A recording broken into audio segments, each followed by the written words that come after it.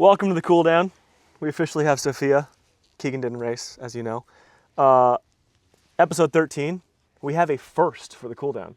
Never has been possible to have two winners on the Cooldown. Good job. I Got know. it done. Pretty cool. And Yeah. this is the coolest trophy I've Yeah. ever seen. Yeah, and they've done this every year. So you have multiple. I have 3. Keegan has 1. But I did get to pick. This one's mine, and it was just a little bit bigger. So That's I was fine. like, Alexey's not here, so I'm going to pick first. You have won it 3 times. Yes, but I did tell them they should do baby ones for the dirt crit Yeah. or for second and third. And then the Fairleys love the idea. So I think next year, whoever goes second and third, you're welcome. Pretty cool. Yeah. I don't know how you hang that on a wall. We were talking about that, but Yeah, I don't have any of them hung yet. But I'm gifting this to Brad. yeah. And then I told him part of the gift is you got to film yourself with however you hang it and then get me the supplies to do it 3 times. There we go. Where do we start? Let's talk about the course. 93 miles, 3,500 feet. Yeah, it's an interesting course because it's pretty flat. You only have 3,000 feet of climbing. Yep. But what makes this course hard is weather and conditions. So, I've raced in snow. I've raced, there was a day that the day before, before there was a Fat Tire crit, it was snowing that day. Yeah. And then today we had a lot of wind. Yeah, it's So- defined by wind, I'd say. Yes, and it's been sandy enough, and the Fairleys that put on this race, they go above and beyond. They're Yeah. super generous with payout and everything, but the amount of work that they put onto the trails, they'll go and scoop out sand from the roads to make it as enjoyable as it can be. Obviously they can't go do that much work the day before the race, but all the cap rock stuff that we raced, they make, if they could control the weather, they would. They do everything they can. They do everything they can, but yeah, you start out and we had a nice little tailwind, Yeah. and then you go into some sand pits, which are hard because I don't know how it played out for your race. You mean like that first big one? Yes. I didn't think those were that bad today compared to Yeah. when I pre-riding them. People had rode over them. We had a little bit of rain and you hit it faster, a little more Yeah. speed. That wasn't the crux of the race, I feel like. Yeah, well, that was the first kind of big sand pit was where Emily Newsome, myself, and Paige got a gap. Yeah. And then we just went, and then we never saw any of the Wow. racers behind. Yeah. And a big goal for me was to not be away solo that early. So I was like, well, I guess I'll keep 2 girls around for as much as possible. That's good. And then I did not. And then you get into mile 7, you get into what they call the lime pits. Yeah. And it's a sandy wash with limestone. There's no real line. Eventually there's a line, but the entrance of it is chaos. Yeah, I didn't clear the entry. I entered third wheel because, again, I didn't want to be by myself after it. But then we had to get off and run the first little bit. Oh, I yeah. don't know. Did you guys clear it? Most of us. Impressive. I took the left side. That was a poor choice, but ran over some trees and then figured it out. You kind of just have to aim for where you want to go and hope for the best. Yeah, and then have full commitment and trust in the people Yeah. in front of you. I let Emily and Paige, and they were just kind of squirreling everywhere, and we lost a lot of momentum. And then we all unclipped and started trotting, and then I was able to remount and clip in faster than Paige. So then I was able to climb to the top first, and then we all kind of stayed together, though. Yeah, I feel like that's the beauty of being the worst mountain biker, is that I just need to slot myself in where I belong, and then it all works. Because I'll look behind me, and I'm behind Russell and Dax and Hayden Christensen, and I look behind me, and there's no one else. Yeah. If I just put myself in the right place, no one's angry, it all works. No one's I'm on the wheel. angry. Yeah, but then you're putting yourself in the back foot, because That's then fine. you can sag the technical section rather than just be dying back there trying. I just want to try to get better every time. Yeah, that is true. Yeah, Good for that you. was good. Good for you. So yeah, sand, wind. Where's the bike setup today? Anything you would change? Anything you loved? Yeah, I messed up my chainring. Okay. I knew I probably should have ran a 48. I ran a 46. And even talking with Keegan, he was like, I don't think you really need the 48, especially you're not trying to break away solo.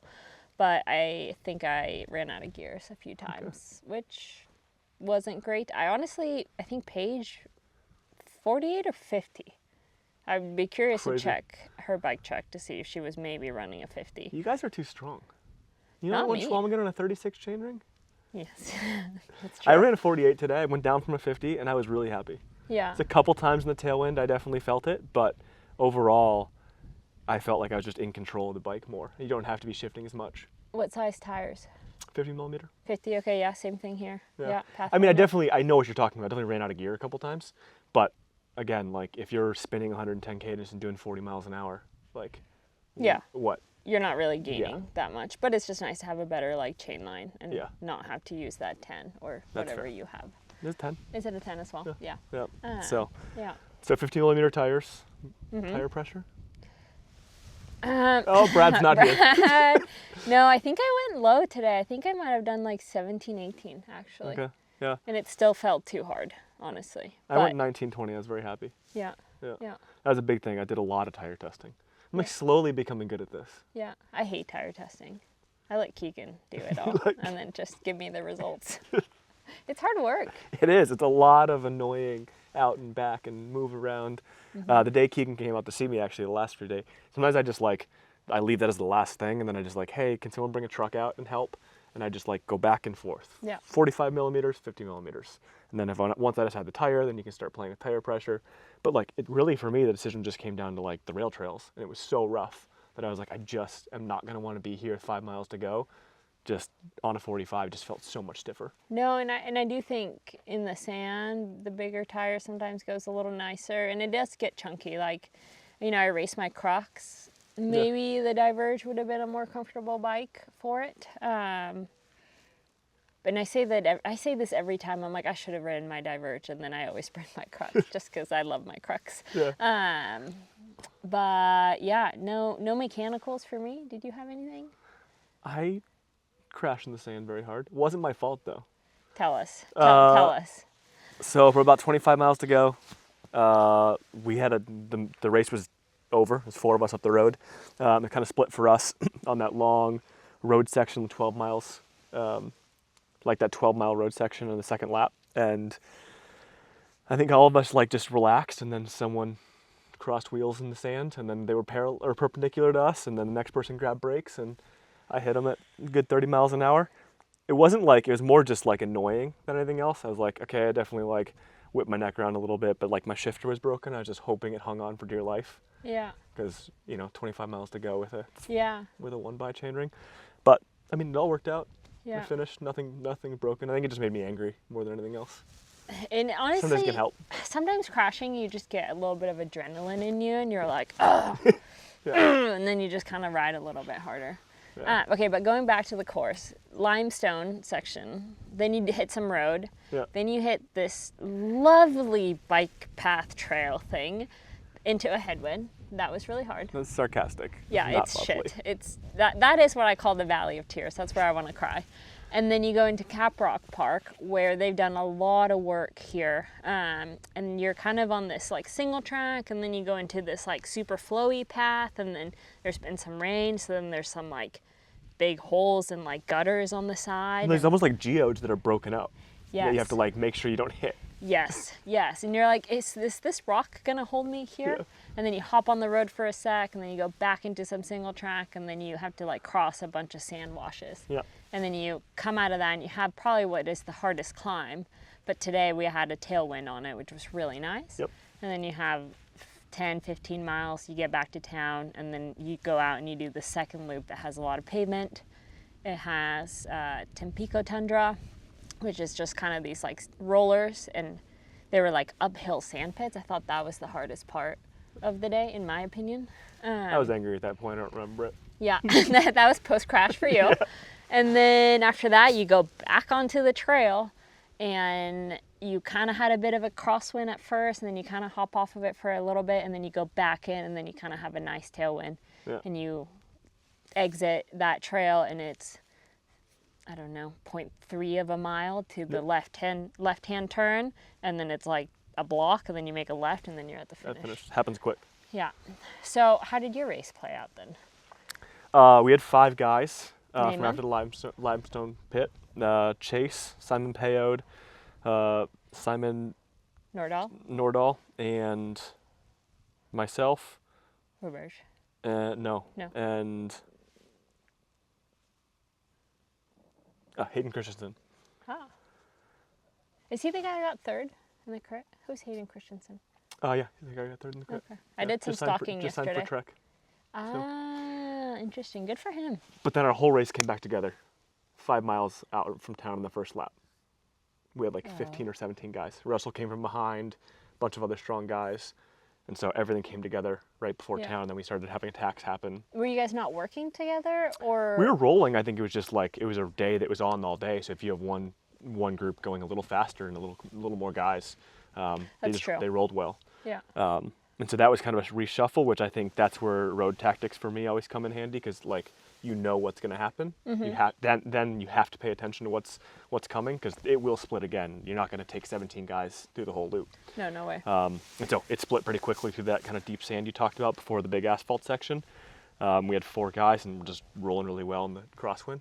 You, me, Simon, Chase Warwick, and Ivan Roberge. Roberge. And yeah, had a crash, but we all kind of took it to the line. Did everybody crash? Simon didn't and Adam didn't, but Chase and I did. Adam just turned sideways, and then Chase. And where was Nordahl? He was in front. Oh, so he could have He did. He didn't stop. He did not wait at all. Yeah, he tried to make it. He didn't have the legs. Yeah. Hard day. Yeah, it was pretty good. And then honestly, I just wanted, none of them had done the crits. They didn't know how to win the race. No one really. They kind of fought for the second to last corner, but not really. And as you know, that was kind of the end of the sprint already if you rode it right. So, I don't understand why not race the crit. Neither do I. Like, there's so much money on the line. Like, I made more. Take the money out of it. Don't you love racing your bike? You don't, do you? Not enough. You like the money. I do enjoy the money. No, I do enjoy the crit, obviously. And, I saw that you posted, like, we should do this all the time. And there was a conversation of, like, people wanting to do this at lifetime events. But I'm like, how do you justify? You can't just have Grand Prix people do it and non-Grand Prix people skip it. Or, like, you think the first 10 miles of Unbound is scary? Try a fat tire crit with 150 people, No, but I think it can be, I think the money thing's nice, but it can be epic ride style, right? Where there's a little bit of money, less, and there's nothing other than, start line positions up for grabs, and you can make it more fun, because it's for the community, right? Like, if people want to come out and watch and be a part of it. And Good point. I think the hard part about it is, like, if you start in third row of that crit, you're never seeing the front, no matter how strong you are. No. So I think it's just finding that balance. I also want to call out, I know if Keegan was here, we'd have a conversation about it. I'm not a big fan of attacking in feed zones, especially when it's like we get feed zones, we get to all be together and like have enough water. Yeah. And like our first feed zone is 25 miles in, and our group of 5 is like kind of solidified. We have a minute gap, and we're going into Capstone Park, and like we're so far from the end of the race. Yeah. And then, someone tries to attack when someone's grabbing a feed bag, and then you end up trying not to litter, and you're carrying things, and like. Do you grab feed bags? Yeah, I do. Why? Roadie. Yeah. Why? I love them. I think it's there's everything I need right in one bag. But why can't you just put it all in your bottle? Like, what are you taking in a feed bag? Like, I take, for example, I had my Never Second Nutrition in my bottles, and then we cut up an old tube, and then I kind of like put a little round thing around the bottle, and then I put like my 2 gels there. Yeah, you're way too serious. I have my safety teddy bear. Then I have some candy. Some candy? No. Yeah. Yeah, I mean, it's easy for me to grab 2 bottles like that in a gel. Yeah. It's just like the way it works in my head. It's super simple. Hard part is like I have to send then the crew to go find the bag because I don't want to litter. Yeah. So it's like, it is a little bit more like, usually you'll grab the bag, put it on, and the guys are racing. So I like race with it on for a minute. So like today, because they attacked, it's just annoying. It's like, I just felt bad because the guys are going a mile up the road to find my bag. Yeah. But I just like, I think it's changing a little bit, but gravel just has not a lack of respect, but like tactics that aren't tactical sometimes. I mean, I think people just want to win so badly that they're willing to do whatever it takes to win. 70 miles out, nothing's happening. Yeah, hey, you never know.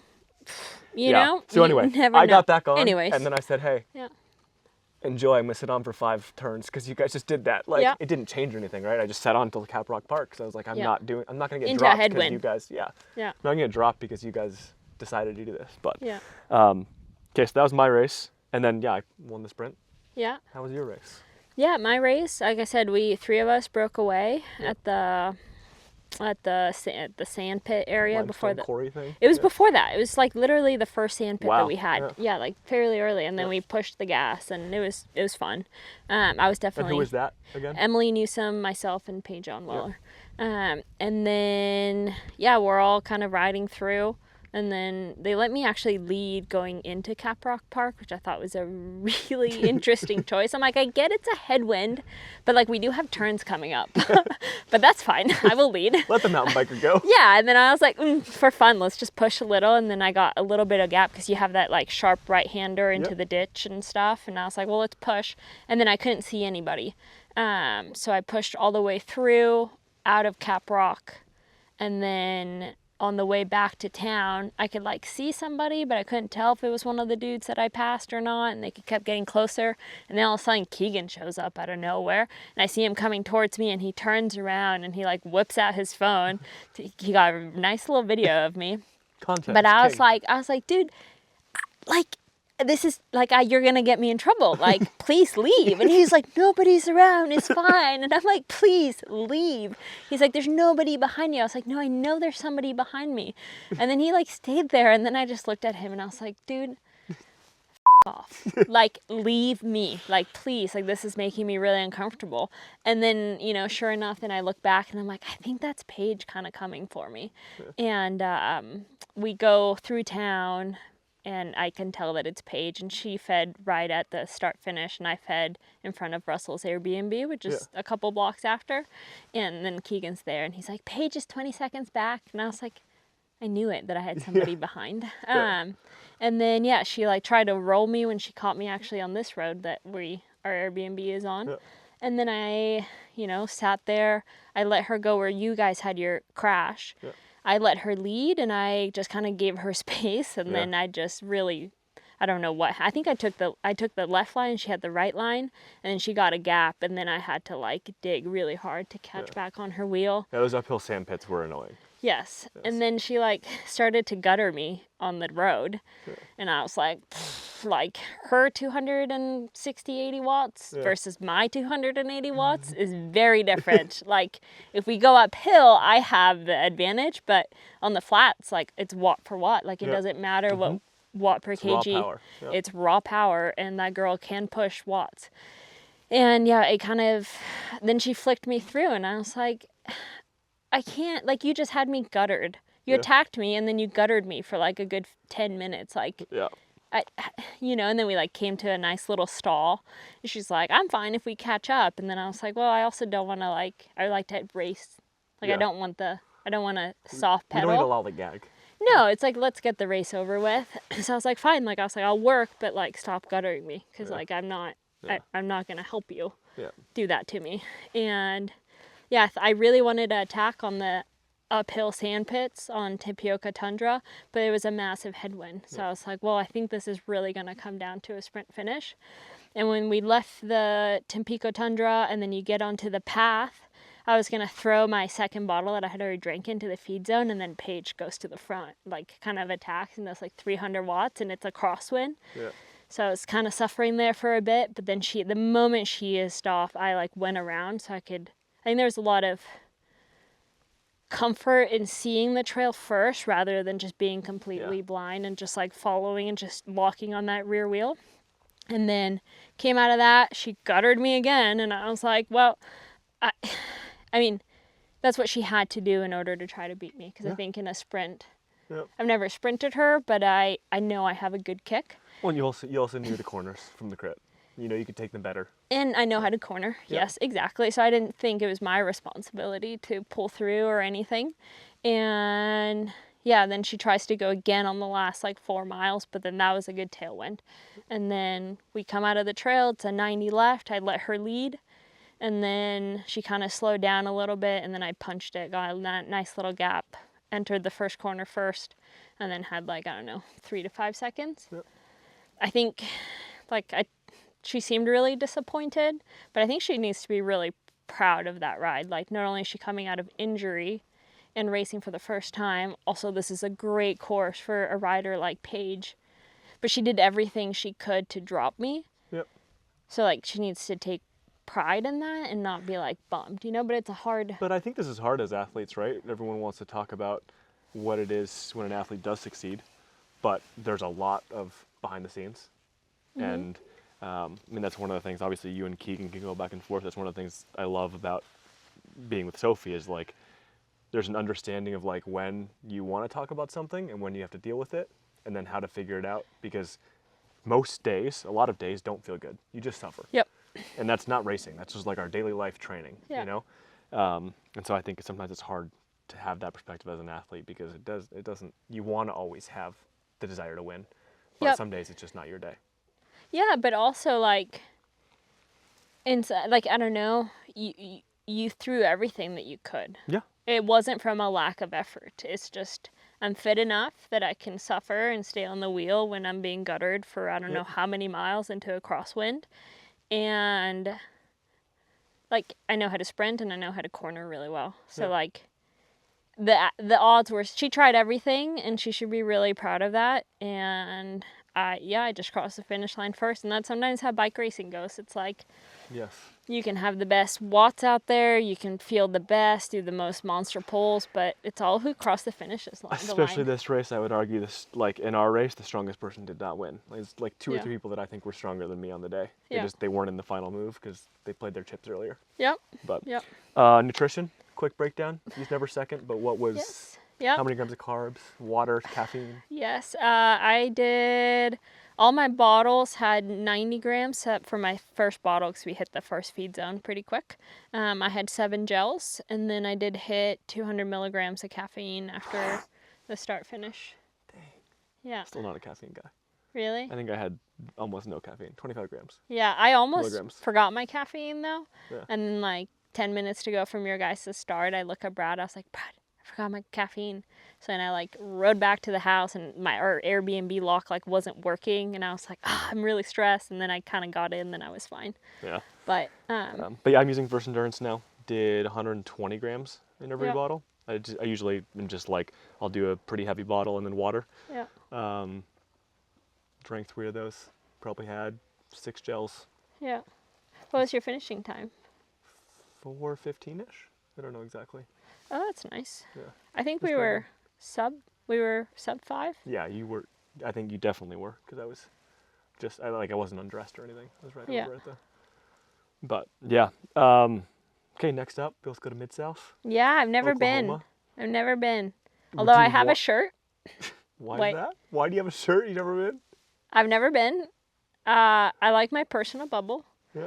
So there's this great company, Haley Smith showed it to me, that they do a lot of shirts. It's more with like, not anxiety, but like just, I don't know, certain things. Occupied Minds, I think it's called. But my shirt says, don't touch me unless I say so. Yeah. So I'm going to wear it to packet pickup. And hopefully I see Bobby and I say, please read my shirt. Because I don't know how I feel about the finish line hug. Yeah. I don't like it, and I'm kind of scared of it. Yeah. Do you like to be hugged? Occasionally, it depends on the person. Yeah. Avery and I don't hug very often. Actually, we hug all the time, every night. Every before we go to night? Who's a little spoon? bed. No comment. Yeah, Neither. They face each other. This is a crazy week. We have our own beds. Oh, wow. Yeah, crazy. I know. Yeah. I've never done Midsouth. Have you? We tried to do it last year. The fire happened. But it sounds like it's going to be a mud year. Are you excited about the mud? The chaos? I don't think it's going to be a mud year. I hope so. I love the photos after. I mean, thank Why are you God. huffing and puffing? It's all on Brad. I know, but I'm still mindful of the amount of work, they have to do for us. That's fair. It should be nice if it's muddy enough that it's rideable and that the river crossing isn't like dangerous. Oh, I want chaos. I want full-blown chaos. But we raced Friday. This is cool. It's different, yeah. Yeah, we raced the pros race Friday at 1, which is really interesting because Bobby was the promoter, and I don't know Bobby at all, but he was the promoter that always said like he was adamant he was never going to change his race format and it was always going to be a mass start. Yeah. So to see him go from that to like being the most progressive race promoter with having the pros have their own race day at 1 p.m., it's kind of wild. Yeah, you and I are different. I was bummed about that. I just love expos. I love talking to people. I love hanging out. Yeah, So now I don't get to do any of that. I have to race. that is true. But anyway. But should Willie's be not good. there, so do people really care if Willie's That's not around? very true. Willie has to rest for sea otter because he's exhausted after that weekend. Anyways, I think we've gone a little off topic. That's fine. That's how this goes. Yeah. See you in Stillwater. Yeah. Do another one of these. Yes. And Like and subscribe, friends, if you're on I'm YouTube. surprised you even know what that means. It's because I listen to podcasts. Like Call Her Daddy or like Michelle Obama had one there the other day. I don't know. They're fun. That's good. But no, please do Congrats. like and subscribe. Yeah. Because Keegan's not here. Make this the most watched episode. Yes. Thank you. Oh.